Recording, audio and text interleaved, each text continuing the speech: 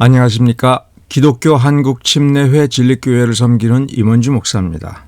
독립침례교회 소속의 사랑침례교회 정동수 목사가 2023년 12월 1일 출판한 칼빈주의 비평이라고 하는 이 책에서 정동수 목사가 직접 쓴 서문, 글들을 연속적으로 분석하고 비평하고 있습니다. 정동수 목사가 직접 쓴 서문은 6쪽에서부터 시작하고 지금 이 동영상은 7쪽 하단과 8쪽 상단에 있는 짧은 진술에 대해서 간결하게 정리를 해보고자 합니다. 바로 이 부분입니다.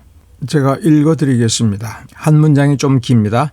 사실 1948년에 이스라엘이 구약 성경의 기록대로 저 팔레스타인 가나안 땅에 돌아옴으로써 이스라엘 대체 신학을 가르치는 칼빈주의는 이미 그 해에 종말을 고하였어야 하지만 오히려 국내뿐만 아니라 국외에서도 청교도 신학, 개혁 신학이라는 이름으로 점점 더 세력이 커지고 있습니다. 이 부분을 크게 두 개의 명제로 나누어서 살펴보겠습니다. 첫 번째 명제는 1948년에 유대인들이 팔레스타인 땅에 돌아와 국가 이스라엘을 세운 것은 구약 성경에 기록된 이 예언이 성취된 것이다. 얼핏 보면 이 말은 진실을 말하고 팩트를 말하는 것 같습니다. 그러나 여기에서 팩트는 한 가지입니다. 1948년에 유대인들이 팔레스타인 땅에 돌아와 국가 이스라엘을 세웠다. 이 부분은 팩트입니다. 이것이 팩트니까 이 문장의 다른 부분도 팩트라고 생각하기가 쉽습니다.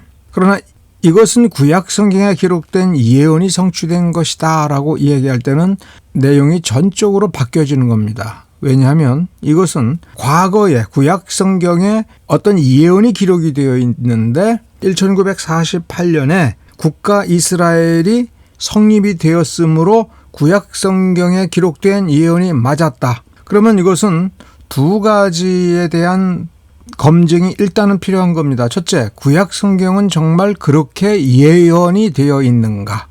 그 예언된 그것이 사실인가?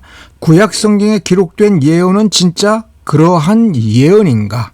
1948년에 실현됐으니까 그거는 예언이 맞는 거야. 이렇게 얘기하면 안 됩니다. 구약 성경에 즉 몇천 년 전에 기록된 그 기록이 정말 예언인가? 그리고 그 예언은 정말 이렇게 성취되었는가라고 하는 거를 그 연역적으로 그 예언된 시점에서 그 예언된 내용과 문장을 검증해서 진짜 예언인가를 확인을 해야 되는 겁니다. 두 번째는 과거에 예언된 것이 지금 하나가 맞았으면 동일한 그 예언이 미래에도 맞을 것인가. 여기서 구약 성경에 기록된 예언이 성취된 것이다. 이 이야기를 왜 하느냐 하면 장차 이스라엘 저 유대인들이 예수께로 돌아와서 천년 왕국이 이 세상에서 실현될 것이다 라고 하는 그 주장도 맞을 것이다 라고 하는 이미지를 우리에게 주기 위한 겁니다. 그러니까 이 글의 목적은 즉 1948년에 팔레스타인 땅에 유대인들이 돌아와서 국가 이스라엘을 세웠다. 이 팩트를 언급한 것은 이것은 과거에 예언된 것이며 그것이 성취되었다고 하는 것은 아직 오지 않은 미래의 천년 왕국이 실현될 것이다 라고 하는 그 주장이 맞는 것이다 라고 하는 것을 주장하기 위해서 이 말을 한 것입니다. 자, 그렇다면 세대주의자들은 그리고 정동수 목사는 구약 성경에 기록된 이스라엘 회복에 대한 근거들을 제시를 해야 됩니다. 그중에 무엇이 가장 중요하겠습니까? 여호와가 전 세계에서 이스라엘을 끌어모아서 저 팔레스타인 땅에 국가 이스라엘을 회복시켜 준다라고 하는 믿음을 지속적으로 가지고 있어야죠.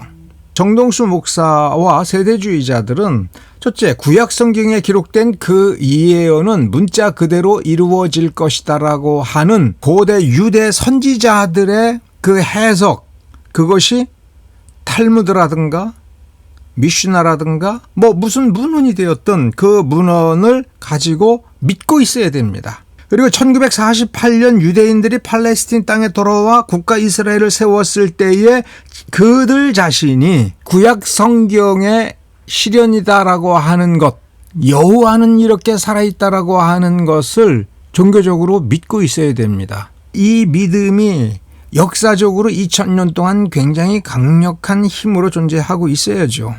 그런데 한국 사람들에게는 이 정도 문장만 가지고도 충분히 어떤 신앙의 근거가 있다. 봐라. 1948년에 팔레스틴 땅에 국가 이스라엘이 건립이 되었다. 그러니 이 해석이 맞을 거야. 세대주의 해석이 맞을 거야. 이 사고 패턴, 음모론이 잘 먹혀 들어가는 패턴은 많은 이유가 있을 수가 있겠습니다만 우리가 참고 삼아서 한번 살펴봐야 될 게 뭐냐면 정감록입니다.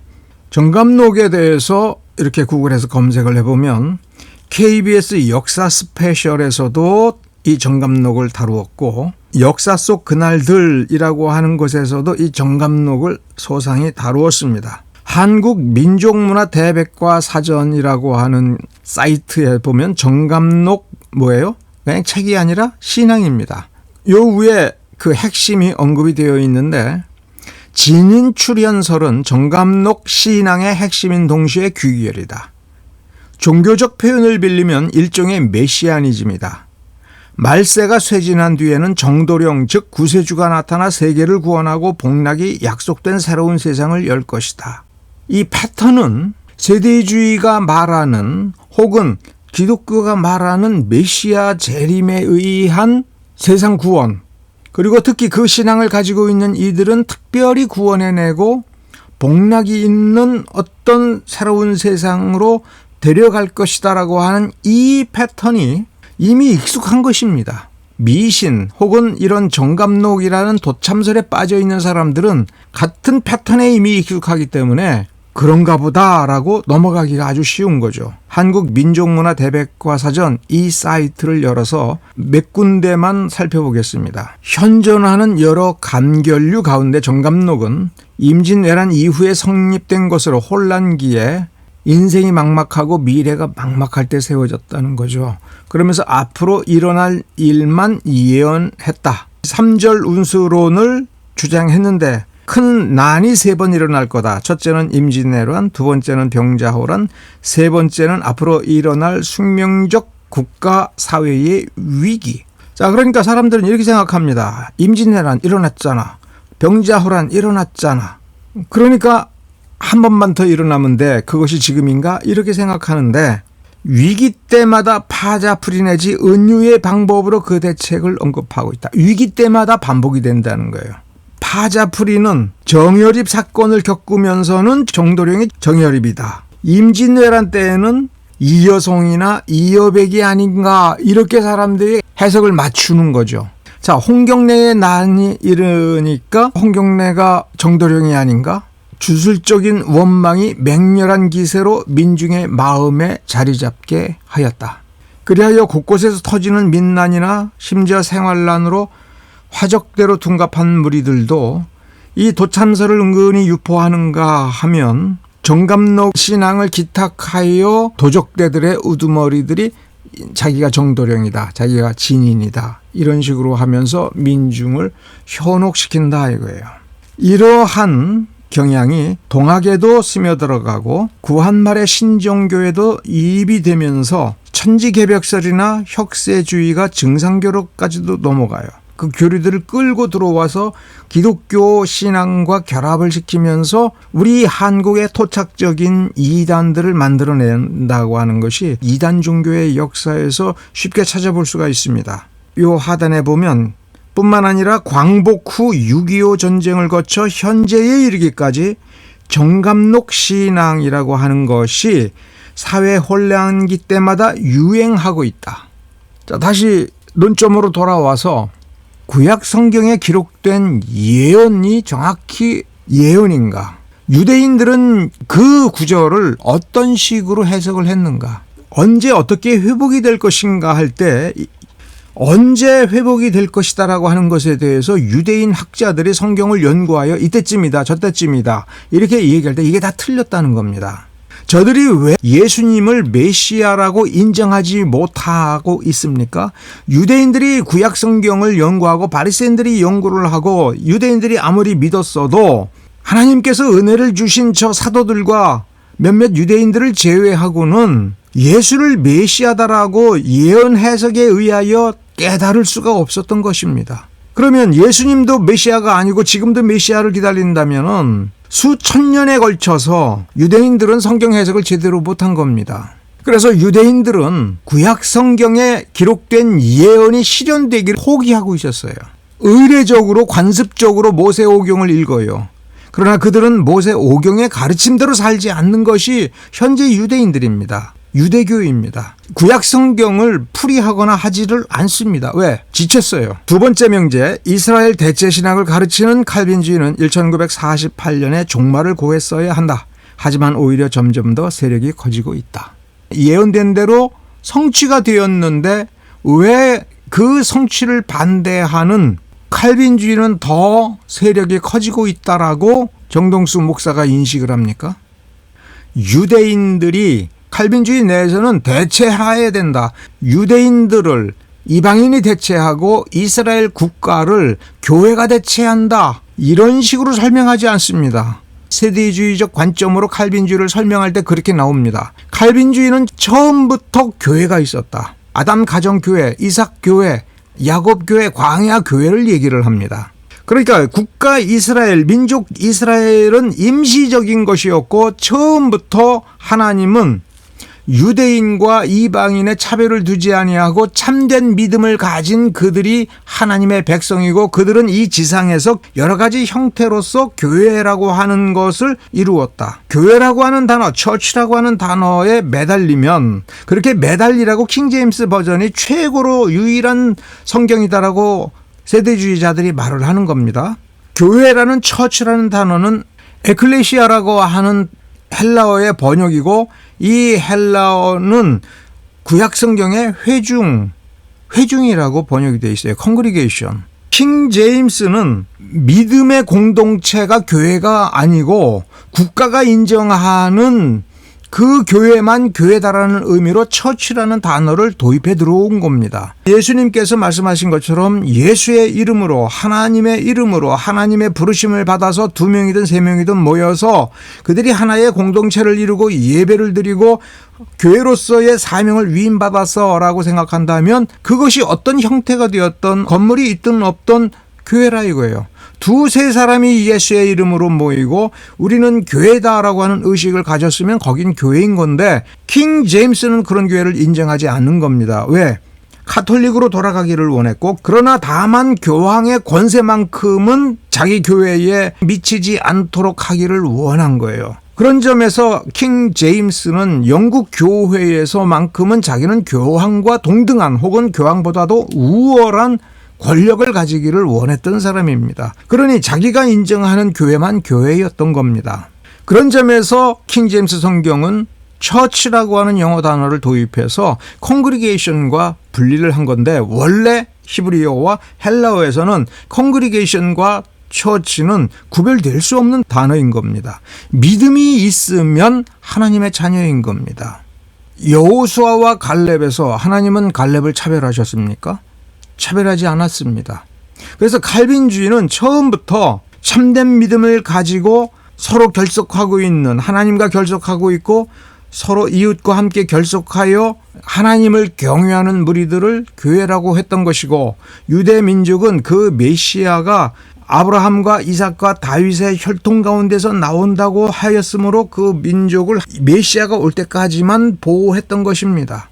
칼빈주의가 1948년에 종말을 고했어야 된다라고 하는 건 누구의 생각이냐 이게. 세대주의적 관점에서 칼빈주의를 적으로 여기기에 그때 망했어야 되는데 라고 하는데 망하지 않았다는 것은 칼빈주의 성경 해석이 상당히 타당할 수 있다. 또 타당하다라고 하는 증상이 아닌가 이렇게 생각을 해야 되는 것이지요. 오히려 점점 더 세력이 커지고 있다라고 할 때 정동수 목사의 이 2개의 논점을 하나의 문장으로 만들어가지고 이렇게 주장하는데 이것이 맞으려면 정말로 이 세상은 사탄의 세력과 사탄의 실제 세력과 하나님 예수 그리스도의 세력, 선과 이 악과 선과 악이 강력하게 대립을 해서 아직은 때가 되지 않았기 때문에 사탄의 세력이 너무 강력하고 칼빈주의는 사탄의 세력에게 포획되었다, 이렇게 주장을 하는 것밖에는 방법이 없습니다. 그러니까 세대주의는 이원론적 세계관을 포기를 못하는 겁니다. 지금 악이 이기고 이 세상은 악이 흥하고 그 때문에 칼빈주의라고 하는 악한 신학이 흥왕하고 있다, 이 해석밖에는 의지할 데가 없는 겁니다. 자, 그러면 하나님의 나라, 하나님의 왕권이 어떻게 이 땅 위에 침투해 들어와서 자신의 왕국을 회복할 수가 있겠습니까? 십자가의 권세로, 예수의 능력으로 하나님의 나라가 회복된다고 하지만 십자가에 달려 돌아가시고 그 피의 공로를 쏟아놓고 적용시키는 활동을 함에도 불구하고 이 땅 위에서 하나님의 영적 권세, 하나님의 영광이 사라져버리고 하나님이 들어오지를 못한다면 과연 어느 천년에, 어느 세상에, 언제 하나님의 나라가 이루어지겠습니까? 이러한 모순을 스스로 초래하고 있는 것이 지금 이 두 개의 논점을 결합하여 하나의 문장으로 만들어 놓은 것입니다. 여기서 또 한 가지 이상한 것을 여러분 눈치채야 됩니다. 1948년 이 땅 위에 국가 이스라엘이 건국된다라고 하는 이것이 영적인 건가? 정치적인 건가? 정치적인 담합과 정치적인 선동이라고 하는 것은 신앙과 상관이 없는 겁니다. 시오니즘이라고 하는 사고 방식과 이 세대주의가 굉장히 밀접합니다. 기독교 모든 종파는 이 땅에 하나님 나라가 이루어지기를 소망하고 하나님의 나라를 이루는데 기여하겠다라고 하는 사명감을 갖고 거기에서 부수되고 거기에서 파생되는 행동 윤리, 행동 강령을 가지고 있습니다. 하나님의 나라가 이 땅에서 어떻게 성취되느냐에 대한 성취 방법에서 차이가 납니다. 그러면 시오니즘 혹은 세대주의는 어떤 성취 방법을 가지고 있느냐? 왜 그것을 봐야죠. 그것이 신앙적이어야 되고 그것의 신학적인 정당성을 가져야 되는 겁니다. 그런데 시오니즘이라고 하는 것은 19세기에 등장한, 즉 그전까지는 19세기 후반부까지는 없었던 국수주의적 유대주의 정치 사상입니다.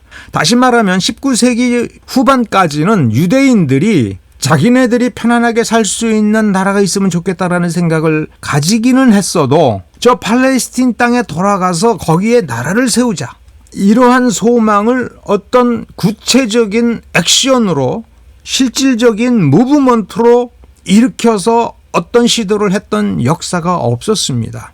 왜 없었습니까? 유대인들은 그 누구보다도 이기주의적인 사람입니다. 자기 희생 그런 거 별로 없습니다. 유대인들 가운데 아주 선택된 소수만이 부와 명예를 유지할 뿐이고 국가 이스라엘에 대한 진정한 애국심은 없습니다.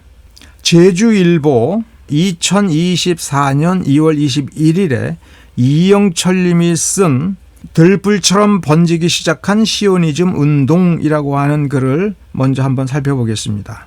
이 부분을 보면 19세기 말 서구와 동구에서 연이어 일어난 두 개의 사건이 직접적 도화선이 되어서 시오니즘 운동이 퍼져나가기 시작했다. 자기 나라를 스스로 이루겠다라고 하는 생각은 가질 수 있겠지만 19세기 후반까지는 어디에서도 이 나라를 세울 수 있는 가능성이 없었습니다. 그런데 왜 하필 19세기 후반이냐? 그래서 어딘가에 땅을 마련해서 나라를 세울 수 있겠다라는 생각을 하게 된 거예요. 그중에 사실은 먼저 대두된 것이 아프리카 우간다, 그 땅에 이스라엘을 세우자. 그 다음에 대두된 것이 남미 아르헨티나에 유대인들의 나라를 세우자. 마지막으로 대두된 것이 팔레스틴 땅으로 돌아가자. 이 세 가지 부류 중에 가장 가능성이 없었던 것이 팔레스틴으로 돌아가자. 한겨레 22일에 2020년 10월 31일에 유대인의 3분의 2 희생 예언한 시오니즘의 뿌리라고 하는 글이 있습니다. 정의길 기자님이 쓰신 글입니다. 시오니즘의 뿌리, 굉장히 흥미롭죠. 벤구리온, 다비드 벤구리온, 이스라엘 건국의 아버지이자 초대 총리인 다비드 벤구리온은 건국 뒤인 1950년대에 건국하고 나서예요. 자, 앞에 글에서는 19세기 후반에 시오니즘이 등장해서 1948년에 이스라엘 건국하는 데까지 왔어요. 그래서 건국한 뒤 자기 집에서 정례 히브리 성경 모임을 열은 거예요. 이 연대가 만일 저 위로 올라가서 16세기, 17세기였으면은 시오니즘에 대한 평가가 달라져야 되는 겁니다. 그런데 건국한 뒤에 히브리어 성경 연구를 하면서 시오니즘적 국가 이스라엘의 이념 여론 교육을 여기서 결정한 거예요. 어떤 이상을 가지고 우리가 흔히 생각하는 천년왕국의 어떤 예언을 바라보면서 예수님을 바라보면서 이스라엘을 건국한 것이 아니라 건국한 뒤에 이 나라 어떻게 하면 살아남을 것인가, 유대인들을 어떻게 가르칠 것인가 해서 일종의 신화를 꾸며내기 시작했다는 얘기입니다. 벤구리온 등이 성서, 히브리 성경에 집착한 이유는 거기에 먼저 2000년 동안 살고 있었던 원주민을 몰아내고 그렇게 해서 나라를 세운 이 땅에 대한 자신들의 역사적 정통성, 소유권을 찾아야 했기 때문에, 주장해야 되기 때문에, 그러면 2000년 동안 살아온 팔레스틴 사람들을 쫓아내고 유대인들이 와서 살아야 될 이유, 이 땅이 우리 거라는 이유를 찾을 수 있는 유일한 근거는 사실은 히브리 성경밖에 없으니 그 성경을 가지고 해석을 비틀어서 지금까지 기독교인들이 성경을 해석했던 것과는 다른 이유로, 다른 목적을 가지고 비틀어서 하나의 이데올로기를 만들어냈다. 이렇게 민족 이데올로기를 만들어낸 거예요. 그러니까 이것은 하나님의 예언에 대한 신뢰, 구약 성경에 대한 신뢰가 아니라 나라를 세워놓고 이 나라에 대한 정당성을 외부에 주장하기 위하여 말을 꾸며냈다는 얘기입니다. 민족 이데올로기, 그러니까 정치 이데올로기라는 거예요. 그러니까 이스라엘의 성서 민족 땅이라는 신성한 삼위일체론을 만들어냈다. 이스라엘 건국 초기 모든 지식인 엘리트는 기독교의 성부, 성자, 성령에 해당하는 이스라엘의 성경, 민족, 땅이라는 신성한 삼위일체론을 만들어냈다. 유대인들은 지금도 삼위일체를 안 믿습니다. 그런 사람들이 기독교의 삼위일체에 해당하는 그러한 삼위일체론, 그 패턴을 이해한 거예요. 음모론, 조금 전에 제가 정감록을 얘기했죠. 사고 패턴에 주목하라고 그랬죠. 패턴이 유사하니까 그 패턴의 설득력을 가져버리는 거예요. 내용의 설득력이 아니라. 이 부분 정말 중요한 얘기를 합니다. 이 기자님이. 토라는, 즉 모세 오경은 유대교에서 신성한 최고 경전이었지만 유대교 공동체의 일상생활에서는 미미한 존재였다. 그저 매주 유대교 회장인 시나고그에서 맥락의 연속성 없이 단순히 낭독되었을 뿐이고, 유대인이 공식적으로 쓰는 종교 생활의 텍스트는 미슈나와 탈무드였다. 자, 이것은 이제 역사를 거슬러 올라가서 팔레스틴 땅의 귀환에 유대인의 독립국가를 건설하자는 시오니즘이 시작된 것은 19세기서부터다. 19세기 후반에 윌리엄 블랙스톤이 예수가 오신다라고 하는 이 책을 출판을 했고, 유대 팔레스타인의 귀환을 시작으로 현세에서 예수의 왕국이 실현된다라는 주장을 해서 이것이 베스트셀러가 되고 48개국에 퍼져나갑니다. 이 윌리엄 블랙스톤이 제시한 예수가 오신다라고 하는 이 부분을 그냥 간편하게 기독교 시오니즘, 우리가 이해하기 좋은 것으로는 세대주의입니다. 미국 세대주의예요. 그래서 미국 세대주의가 이 기독교 시오니즘이라고 하는 것을 끌어안으면서 저 팔레스틴 땅에 유대 국가를 세워야 된다라고 설명하게 된 그 내용을 여기서 지금 설명하는 겁니다. 이 윌리엄 블랙스톤은 유대주의자가 아니에요. 유대인들을 위해서 유대 국가가 성립이 되어야 우리 이방인들도 저 유대인들에게 편입이 되어서 구원을 받겠다, 이것이 아니고, 자, 유대인들이 팔레스틴에 돌아가서 나라를 세우고, 그러면 세운 뒤에는 유대인들은 어떻게 되느냐, 유대인들이 거기에 집중적으로 귀환을 한 뒤에 그중 3분의 1이 기독교로 개종이 되고 3분의 2는 멸종이 되면, 아마겟돈 전쟁을 통해서 그들이 죽으면 천국이 온다 이거예요. 전 세계에 흩어져 있는 유대인들을 빨리 저 팔레스틴에 보내서 거기서 3분의 2가 죽게 하자. 그러면 천국이 올 거다. 그런 주장입니다. 그래서 여기 보면 유대인 박해가 불가피하다. 존 록펠러라든가 JP 모건은 유대주의자로 유명하지 않습니까? 지금 우리가 생각하기에 존 록펠러 같은 사람이 유대인을 우월하게 생각을 하고 유대인들을 보호하기 위하여 움직인다고 하지만 1891년 당시에 이 블랙스톤의 이 책을 보고 이 블랙스톤의 주장에 동의를 할 때 존 록펠러, JP 모건 등은 유대인의 박해를 정당화하는 데 동의를 한 거예요. 팔레스틴 땅에 모아놓고 거기서 유대인의 3분의 2를 죽도록 만들자. 왜 그러느냐 할 때 공산화된 폴란드와 러시아 땅에 있는 아슈케나지 동유럽 유대인들이 이제 반드시 이주를 할 수밖에 없다. 박해 때문에.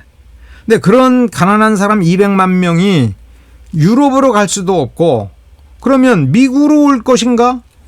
돈 너무 많이 든다. 200만 명을 정착시키고 그들에게 의료 서비스를 주고 뭐 이렇게 하다 보면 이 사회가 미국이라는 나라가 저 200만 명을 받아들여서 정착시키고 살게끔 하는 데는 돈이 너무 많이 든다. 그러니 미국에 오지 말게 하자. 팔레스틴 땅에 보내서 거기서 몰살당하게 만들자. 그러면 천국이 오니 얼마나 좋으냐. 이게 19세기 후반부의 기독교 시오니즘. 세대주의자들의 주장이었던 거예요. 지금 얘기를 보면 신앙이라든가 성경 해석에 있어서 뭐가 맞느냐라고 하는 진실한 해석에 대해서는 관심이 없어요. 돈벌이에 관심이 있는 거고 부가 소진될 것을 걱정하는 겁니다. 블랙스톤의 예수가 오신다라는 책을 보고 유대인 시오니즘의 중요한 지도자인 헤르츠리 유대인 국가라는 책을 1896년에 쓰면서 이 블랙스톤의 이 내용을 받아들여서 유대인 입장에서 정립을 해서 유대 시오니즘의 기초를 놓은 거죠. 그것을 독립된 이후에 초대 총리인 벤구리온이 국가 이데올로기로 각색을 다시 한 번 더 하게 되는 겁니다. 이런 단계로 발전했다라는 뜻입니다. 자, 기독교 시오니즘이란 무엇인가 라고 하는 글이 여기 이윤희라고 하는 분의 블로그에 올라와 있습니다. 글은 2023년 11월 19일에 쓰신 글입니다. 여기에서도 윌리엄 블랙스톤이라고 하는 이름이 나오죠. 윌리엄 블랙스톤이 1878년에 예수가 온다라고 하는 이 책을 쓰게 되는 계기가 시카고 전도자인 드와이트 무디에게서 배웠다 이거예요. 무디는 어떤 사람입니까? 철저한 세대주의자입니다. 블랙스톤은 이 책을 통해서 유명해지면서 1890년에 팔레스틴 땅에 있는 유대인 정착촌을 방문하기도 하고 팔레스틴 이주를 위한 시카고 회의를 조직했고 해리슨 대통령에게 압력을 가했고 1918년에는 시온주의의 아버지라고 하는 호칭까지도 받았습니다. 1900년대 전반에 기독교 시온주의 교사들은 즉 세대주의자들은 시온주의 사상을 홍보하는 회의를 조직했다. 자연스러운 성경적 예언 성취가 아니라는 얘기입니다. 그래서 1948년에는 많은 세대주의자들이 그것이 신이 정한 것이라고 믿게 된 거예요. 그러면서 기독교 시온주의 운동이 크게 성장했다. 1967년에 이르러서는 세대주의자가 흥왕하게 된 거죠. 존 월버드, 찰스 라이리 같은 기독교 시온주의자들, 우리에게 익숙한 표현으로 세대주의자들이에요. 이러한 관점으로 성경을 해석하고 현대사를 바라보았다. 할 린제이, 팀 라헤이, 제리 젠킨스가 책을 많이 팔았다. 대부분의 기독교 시온주의 사상에는 즉 세대주의 사상은 네 가지 큰 주제를 가지고 있다. 즉 네 가지를 강조적으로 설명하면서 설득력 있게 우리에게 제시해 주려고 노력하는 우리 머릿속에 박아 넣으려고 하는 주제가 네 가지가 있다. 첫째, 1948년 오늘날 이스라엘 민족국가의 건국은 인류의 마지막 시대를 의미한다. 이스라엘을 둘러싼 중동의 혼란은 하나님께서 펼치시는 계획의 일부다. 저 혼란은 하나님의 뜻이다. 아마겟돈 전쟁으로 연결된다. 이스라엘과 맺은 하나님의 언약은 영원하고 무조건적이다. 하나님이 이스라엘과 맺은 언약에 구속된다는 얘기입니다. 그러므로 창세기에서 아브라함에게 주어진 땅에 대한 약속은 결코 뒤집히지 않을 것이다. 이 부분에서 가장 강력하게 부딪히는 것이 칼빈주의입니다. 이 부분에서 부딪히고 이 부분에서 깨지니까 앞에 부분도 다 깨져버리는 겁니다. 그래서 세대주의자들은 칼빈주의가 미운 거예요. 세대주의자들의 아젠다를 놓고 보면 칼빈주의를 도저히 용납할 수가 없는 겁니다. 그러면 이 세 개의 주제는 어디로 귀결이 됩니까? 내가 너를 축복하는 자를 축복하고 너를 저주하는 자를 저주하겠다. 이건 무조건이다라고 하는 거예요. 그래서 세대주의적 정서는 성경의 예언의 성취 때문에 이스라엘을 중시하는 것이 아니라 역사적 그리고 현대의 반유대주의와 성서에서 주어진 유대인들의 독특한 위치로 인해 무조건적으로 이스라엘에게 충성을 바쳐야 된다는 거예요. 이윤희 씨가 굉장히 중요한 핵심을 얘기했습니다. 세대주의는 성경에 충성을 하고 성경 때문에 이스라엘을 존중해 주는 것이 아니라 이스라엘에 대한 무조건적 충성은 기독교인의 도덕적 의무라고 하는 것을 세뇌시키고 주입시키기 위한 이데올로기 프로그램이라는 겁니다. 그렇게 이해해도 무방한 문장입니다. 제가 오늘 준비한 것은 여기까지입니다. 감사합니다.